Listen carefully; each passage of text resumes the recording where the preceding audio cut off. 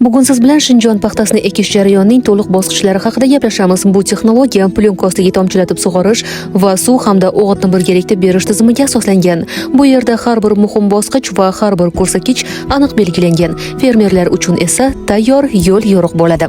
Paxta bir maromda unib chiqishi va sog'lom rivojlanishi uchun ekishdan oldin 3 ta muhim shart bajarilishi kerak. Ularning birontasi ham e'tibordan chetda qolmasligi lozim. Birinchisi, tuproq harorati. Asosiy e'tibor 5 sm chuqurlikdagi haroratga qaratiladi. Agar harorat ketma-ket 3 kun davomida 12 gradusdan yuqori bo'lsa, ekishga ruxsat beriladi. Plyonkaning asosiy vazifasi ham shu, tuproq haroratini 3-5 darajaga oshirib, nihollarning xavfsiz va barqaror unib chiqishiga yordam beradi va eng muhimi, sovuq sababli chirishning oldi olinadi. Ikkinchisi, tuproq namligi. Eng optimal daraja daladagi namlik sig'imining 65-70%. Buni oddiy usul bilan tekshirish mumkin. Tuproqni qo'lingizga olib siqsangiz, u sharcha bo'lib yig'ilishi kerak. Qo'yib yuborsangiz esa osongina parchalanishi lozim. Agar juda quruq bo'lsa, urug' unmaydi. Agar juda nam bo'lsa, chirish xavfi yuqori bo'ladi. Shu muvozanatni to'g'ri ushlash juda muhim.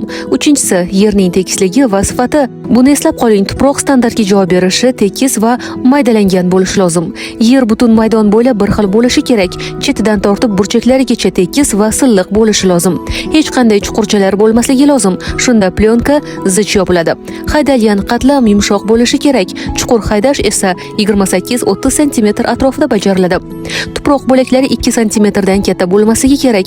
Dalada ortiqcha narsalar, plyonka qoldiqlari, somon yoki begona o'tlar bo'lmasligi shart. Eng muhim tamoyil, yuqori qismi yumshoq, pastki qismi esa zich bo'lishi kerak.